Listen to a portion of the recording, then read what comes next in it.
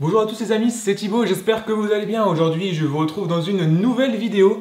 J'ai décidé de lancer aujourd'hui une série de vidéos dédiées au CAP. Parce que c'est vrai qu'il y a énormément de personnes qui me suivent, qui sont en train de passer leur CAP ou qui veulent tout simplement passer leur CAP.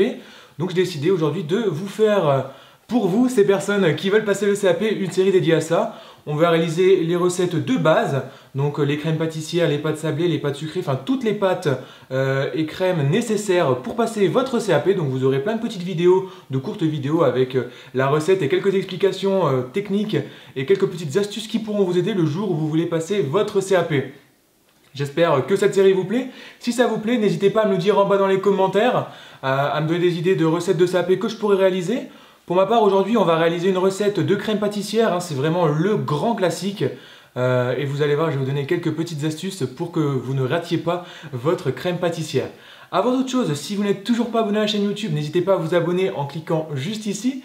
Activez la cloche de notification pour être notifié à chaque fois que je sors une nouvelle vidéo. Et à laisser un petit pouce bleu en bas dans la barre des pouces bleus si la vidéo vous plaît. Vous pouvez aussi me rejoindre sur mes différents réseaux sociaux Facebook et Instagram qui s'afficheront juste ici. Et sur mon groupe Facebook, recettes et conseils de pâtisserie. Sur ce, c'est parti avec les ingrédients. Au niveau des ingrédients, nous avons ici 500 ml de lait demi-écrémé, 4 jaunes d'œufs, donc les blancs ici pour ma part, je ne vais pas les jeter, je vais bien évidemment les garder et je vais réaliser des petites meringues avec. J'ai ici 25 g de beurre doux, donc très important, le beurre on le laisse au frigo jusqu'à la dernière minute, jusqu'à ce qu'on en ait besoin pour créer ce qu'on appelle un choc thermique. Dans une crème pâtissière, quand elle sera cuite, vous allez voir, je vais vous montrer tout ça un petit peu plus tard dans la vidéo. J'ai ici 50 g de maïzena que vous pouvez remplacer par de la farine, ou bien faire 25 g de farine et 25 g de maïzena, ça c'est à vous de voir. Et j'ai ici 130 g de sucre cristal, donc de sucre en poudre. Dans un premier temps, je vais venir porter mon lait à ébullition avec la moitié de mon sucre et pendant ce temps-là, je vais travailler les jaunes d'œufs avec le restant du sucre.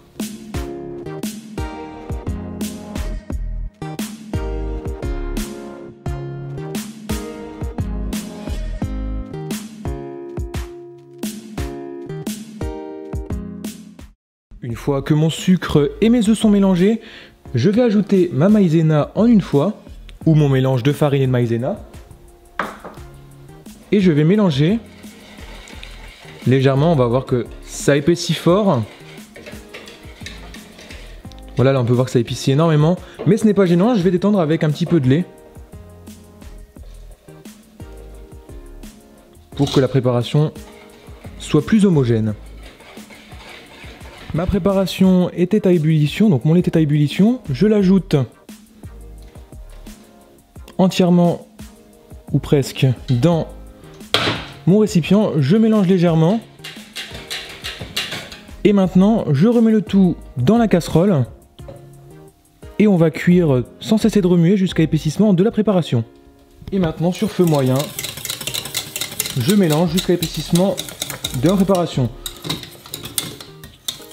Donc vous allez voir, hein, ça va épaissir au bout de 2-3 minutes. Ça reste assez rapide. Là, on fait une petite quantité. On fait pour 500 g de lait, 500 ml de lait, pardon. Donc c'est assez petit comme proportion.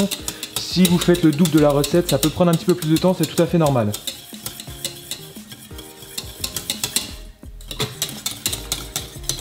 Ma crème pâtissière est bien épaissie. On peut voir qu'elle a vraiment bien épaissi. Je vais ajouter maintenant mon beurre froid en une fois. Donc je précise bien, c'est très important que votre beurre sorte du frigo, qu'il soit bien froid pour créer un choc thermique avec votre crème pâtissière. Donc là ici mon feu est coupé et je viens mélanger pour incorporer mon beurre.